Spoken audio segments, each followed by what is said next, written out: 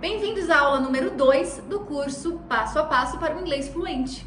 No vídeo passado, eu terminei o vídeo falando sobre palavras que em português têm o mesmo significado, só que em inglês mudam as palavras, que nem sempre a gente coloca a mesma palavra em todas as situações, que é o caso do tem, né? Eu terminei falando sobre o tem, que tem o have e o there is. O there is, ele é um tem que não usa pronome, que não usa pessoas nem objetos no sentido de possuir, é um tem que não tem uma posse.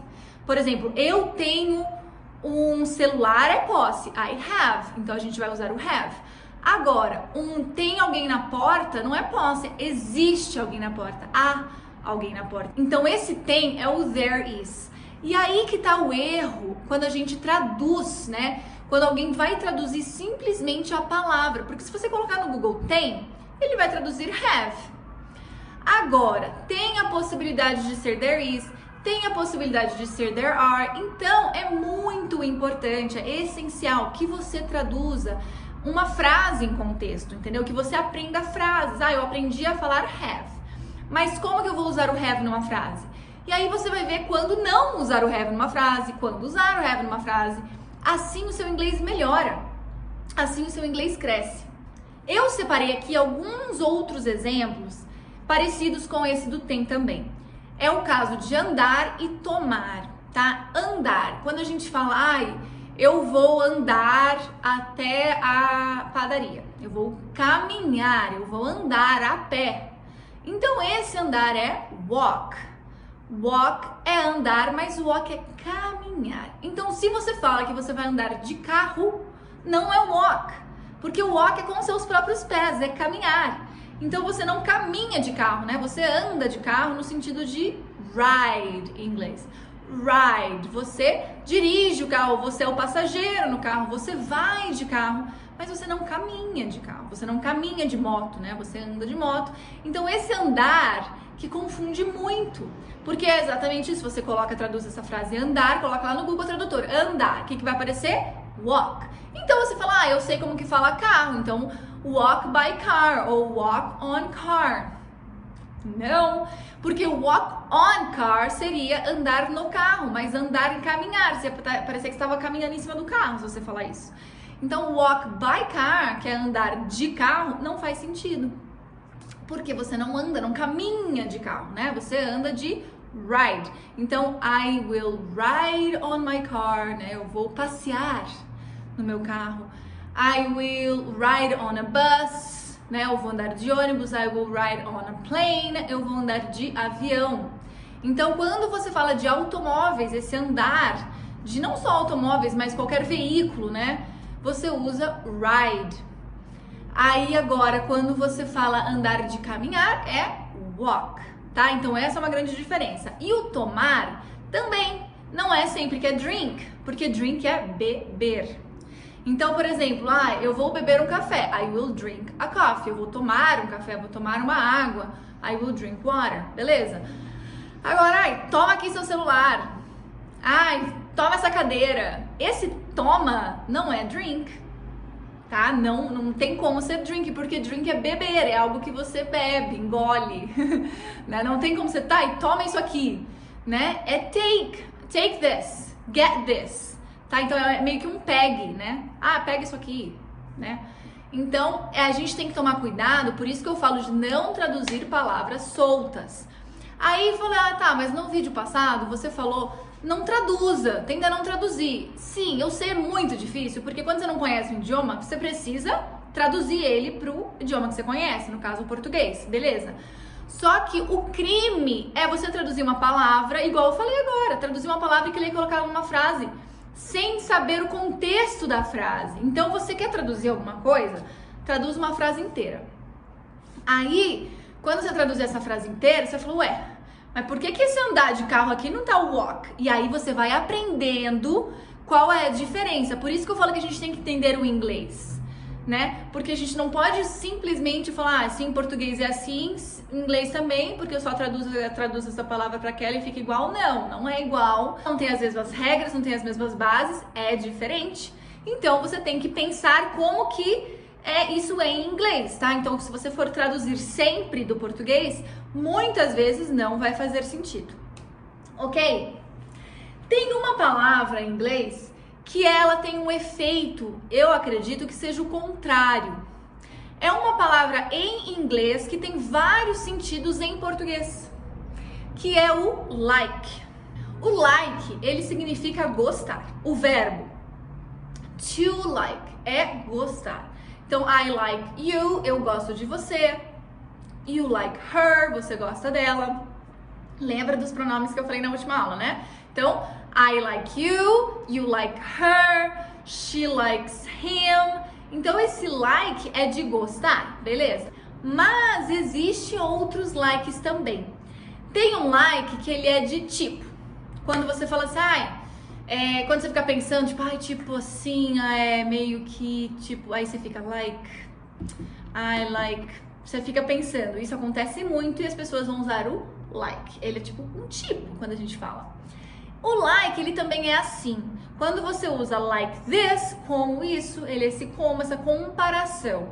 I want this like this, eu quero isso assim, tá? Como isso. Então, like this ou like that significa assim, né? Ou daquela maneira, né? I like it like this, eu gosto assim. I like it like this, eu gosto disso assim. Então, o like, quando ele junta com isso, ele também pode ter o sentido de como isso, assim, tá? Então, tem o like de verbo, de gostar, e tem esse like de comparação. E o like, ele também não precisa estar só com o this, né? O like this, ele significa o nosso assim, né? Quando você tá... eu gosto de um lápis assim. I like a pencil like this. Então, like this é assim. Agora, se eu falar assim, não existe amigo como você. Aí eu posso usar o like também, mas é um como nesse sentido. Então, there is no friend like you.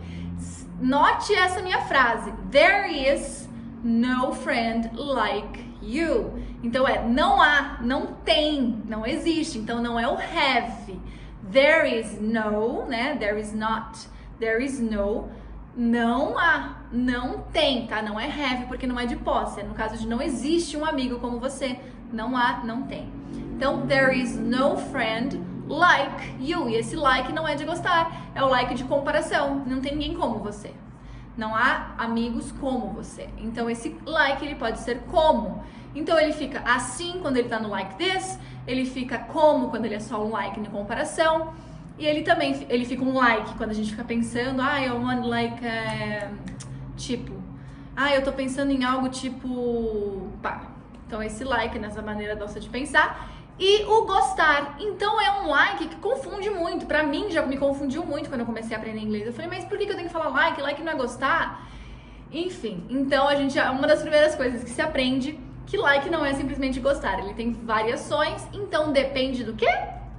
Contexto da frase. Em inglês é contexto, tá? Em inglês não são palavras soltas.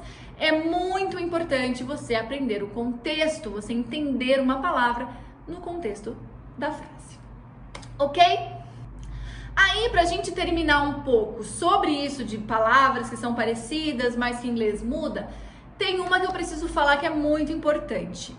E isso bom, eu já comecei a aula, né? Esse curso aqui é para vocês entenderem como vocês falam inglês, como destravar o inglês de vocês, como você se soltar na hora de falar, para tirar as pequenas dúvidas. Como eu falei na aula anterior, não é um curso que vai te ensinar as basezinhas das pequenos detalhes da gramática, mas vai sim te ensinar gramática, vai te dar uma base boa para você conseguir falar direito.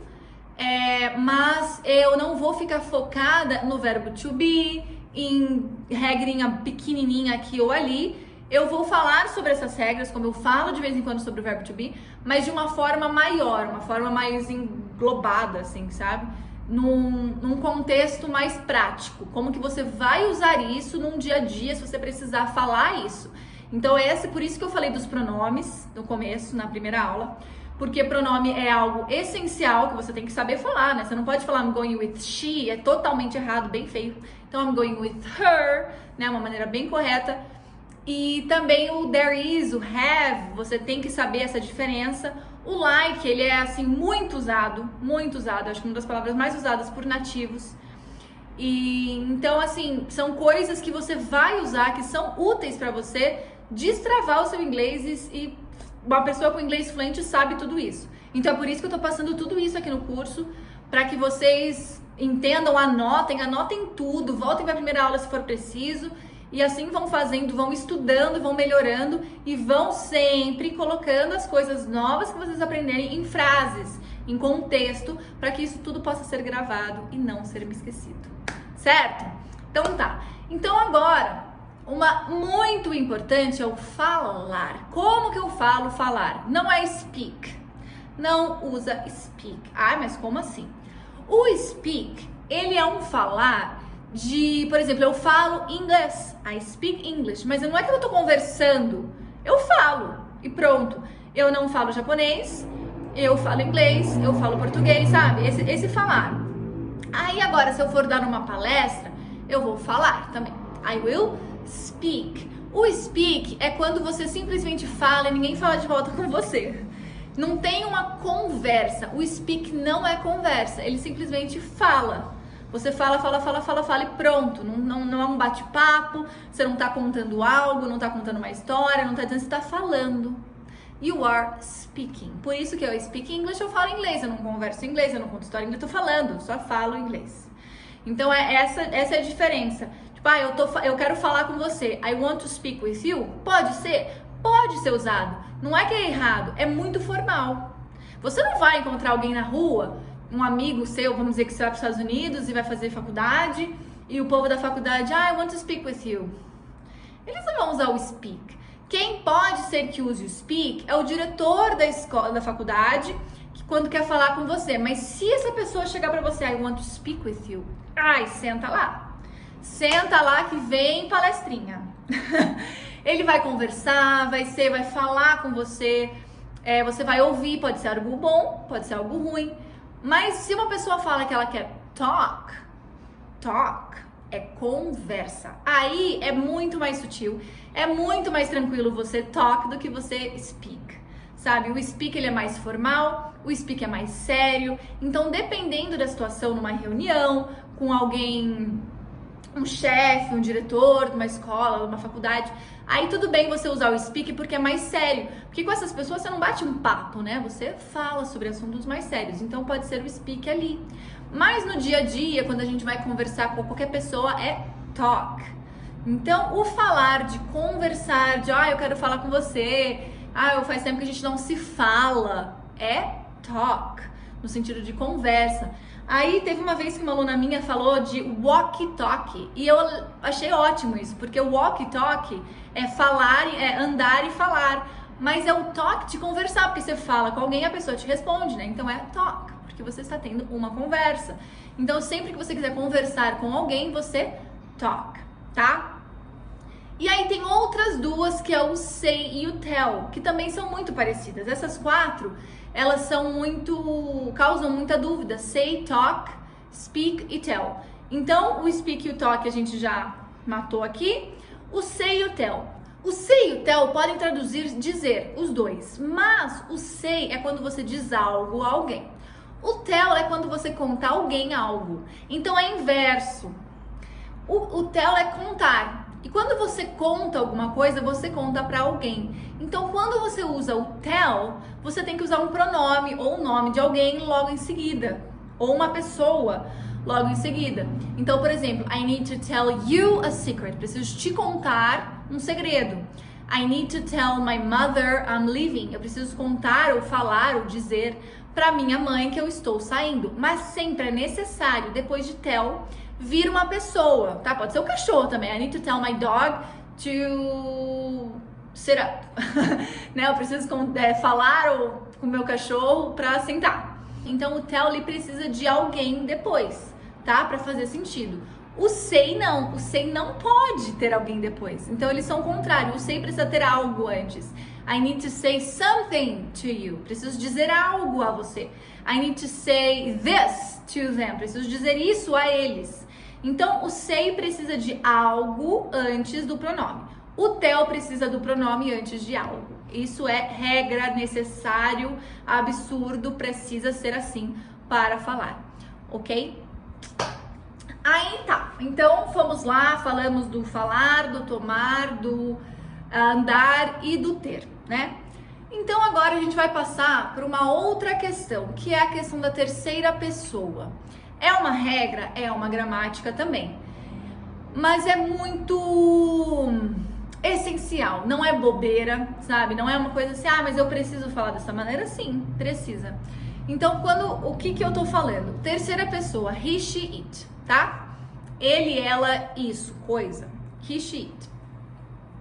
Quando você usa o he, she, it, o verbo seguinte tem que ter um Szinho a mais no verbo quando está no presente. Então, assim, ó, ele gosta dela, he likes her. I like, you like, he likes, she likes, it likes, we like, they like.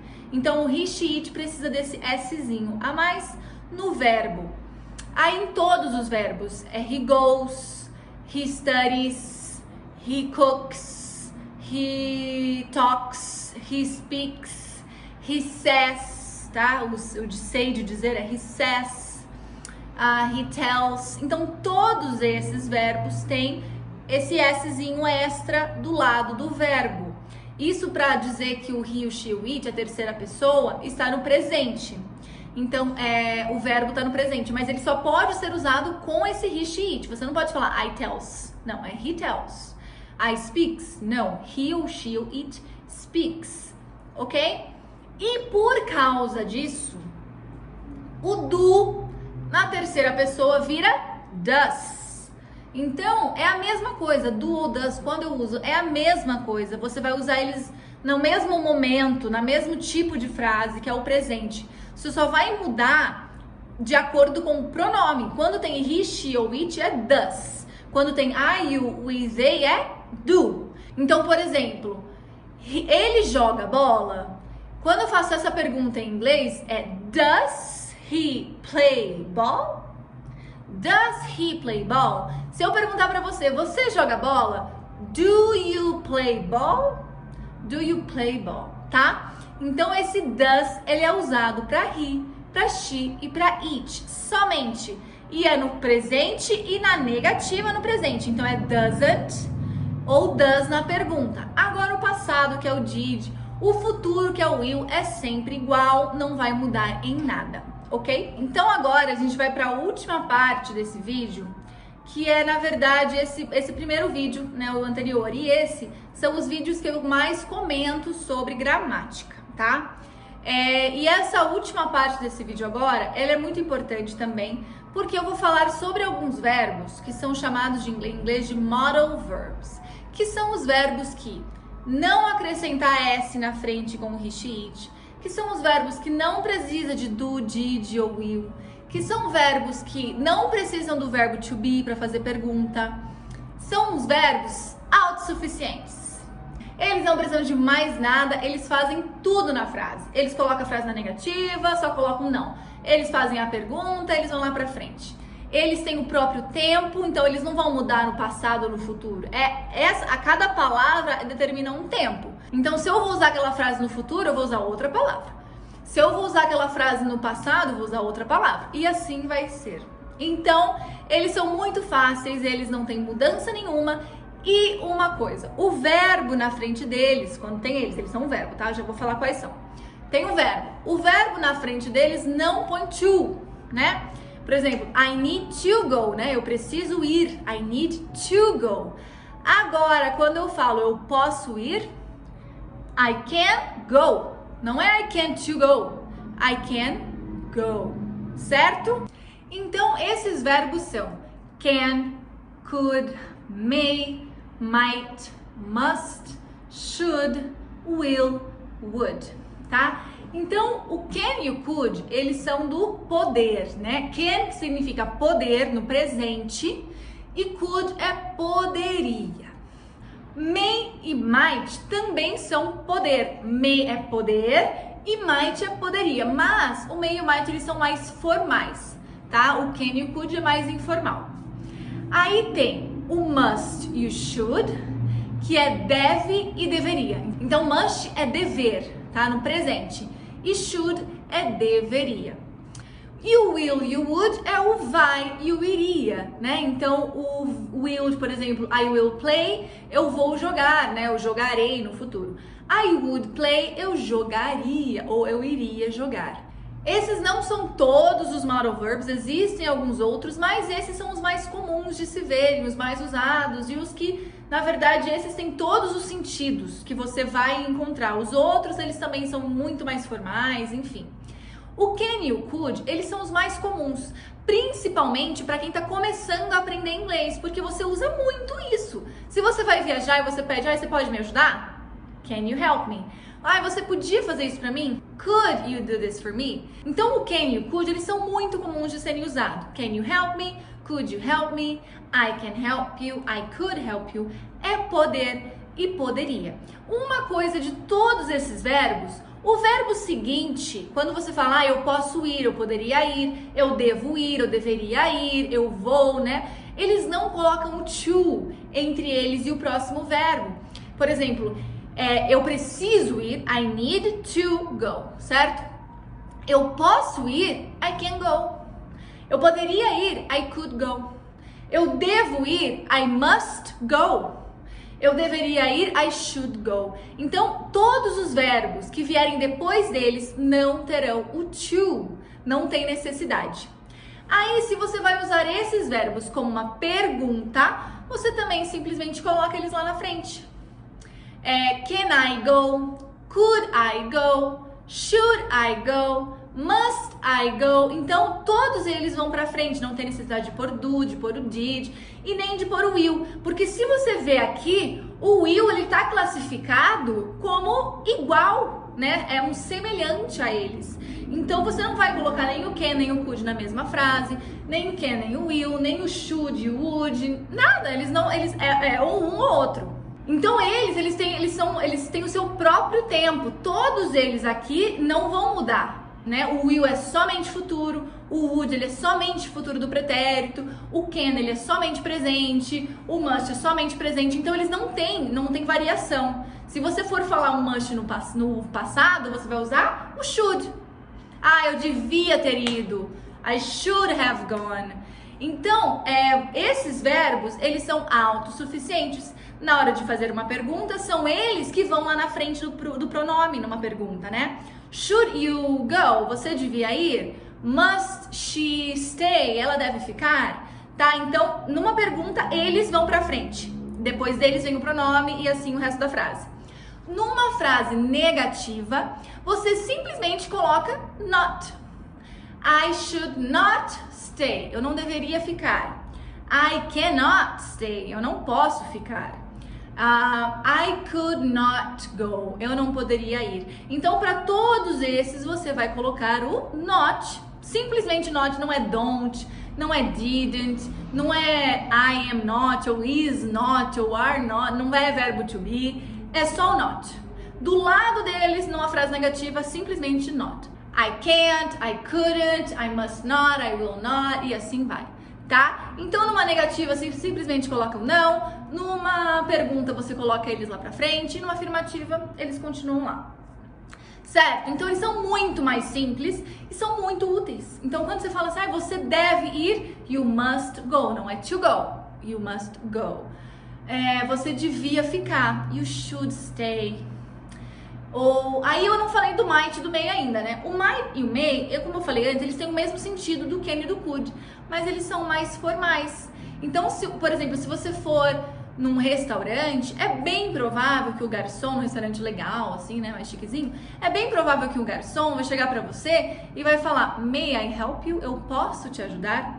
O can, ele é mais assim, can I help you? Tipo assim, é um pouco mais informal, sabe? Então não tem muito... tem mais intimidade. Então, com alguém que você não conhece, no restaurante, um garçom desconhecido, normalmente ele vai falar com você dessa maneira, com o may. May I help you? May I take your coat? Coat é casaco. Então, posso pegar o seu casaco, né? Às vezes está num lugar que tem aquele lugarzinho que guarda o casaco. Então, may I take your coat? May I open the door for you, né? Posso abrir a porta para você. Então é uma maneira muito mais educada de se falar o posso. Então o can e o could eles são mais informais, o may e o might são mais formais, certo? O might você vai usar da mesma maneira que você usa o could, mas uma maneira mais formal. I might work tomorrow. É meio que assim, pode ser que eu trabalhe amanhã. I could work tomorrow. Pode ser que eu trabalhe amanhã. Mas o might, ele é mais bonitinho, assim, de uma maneira de dizer. Você pode, tanto faz, tá? Eu tô dizendo assim, você escolhe. Você pode usar tanto o can ou may, ou could ou might. Tanto faz. O might e o may, eles são mais formais, então eles são mais bonitinhos, mais educados. O can e o could é mais com um amigo, mais próximo, pessoas com mais intimidade de você. Mas o importante desses aqui é, numa pergunta eles vão pra frente, numa negativa você simplesmente coloca o não do lado deles, e numa frase que tem um verbo que segue eles, você não coloca to, né? I can go, I must go, I should stay, I might have to leave, tá? Então I might have, né? Pode ser que eu tenha. Então é o might have, não tem o to, might to have, não, might have. Então, essa é a importância desses, e esses verbos são muito úteis. São verbos que com esses, vocês podem fazer centenas de frases, várias situações, porque tudo que você faz, você pode perguntar a alguém que você pode fazer. Posso tomar uma água? Posso ir ao banheiro? Posso sentar? Posso levantar? Eu devo sair agora? Eu deveria chegar mais tarde? Tudo! Você pode fazer milhões, centenas de frases úteis. Se você for viajar semana que vem, com esse grupo de palavras aqui, você pode fazer centenas de frases que vão te ajudar a se comunicar pra caramba, tá? Então, só dessa maneira de fazer uma pergunta, você coloca elas no começo, e de falar uma frase negativa, você só coloca o not do lado delas, você já vai estar fazendo frases incríveis. Então, a parte mais difícil, né? Eu deveria, eu poderia, eu posso, eu devo. Essas partes, essas palavras que a gente fica mais na dúvida de como usar, são essas. Então, a dificuldade maior já foi. Eu posso ir, né? Can I go? Should I go? Should I sit? Should I stand up? Should I be quiet? Eu devo estar quieto. Então, essas frases, eu ainda vou falar sobre frases prontas nos próximos vídeos, tá? Desse curso. Mas agora eu vou só falar para vocês poderem entender as próximas frases que vão vir. Mas essas palavras chaves são importantes que vocês entendam e aprendam elas agora, para que quando chegar nos próximos vídeos, que eu vou dar umas frases prontas, né, no modo sobrevivência, vocês já entenderem da onde surgiu essas frases e por que eu tô falando elas. Muitas dessas palavras estarão lá, porque são extremamente úteis para nossa sobrevivência, tá bom? Bom, gente, esse foi o meu segundo vídeo desse curso. Então, o que eu peço para vocês é que prestem atenção numa coisa que eu falei, né, no começo do vídeo, que são aquelas traduções de palavras soltas. Isso é criminal. Quer traduzir? Traduz uma frase feita, porque assim você vai entender o conceito. Busquem mais palavras, tá? Busquem palavras, procurem palavras que são diferentes. Em português são iguais, mas em inglês são diferentes, ou que em inglês é igual, em português é diferente, porque isso vai aumentar muito o vocabulário de vocês. Eu acredito que existem muito mais palavras em inglês que não mudam e que em português tem vários outros significados, porque o vocabulário em inglês ele é menor do que o português. E a gente vai falar sobre umas palavras ainda nos próximos vídeos, como get, como phrasal verbs, que são as frases conjuntas, né? Palavras conjuntas que se tornam umas mini frases, que têm sentidos diferentes do que simplesmente separadas. Então a gente vai falar disso também. Mas estudem essas palavras que tenham mais de um sentido, porque isso vai aumentar muito o vocabulário de vocês. E, com absoluta certeza, modal verbs, tá? Esses são essenciais para um modo de sobrevivência, para uma conversa, para perguntas, para uma viagem. Então esse também é muito básico, mas muito útil, certo? Então façam essa atividade aí em casa e a gente se vê no vídeo número 3.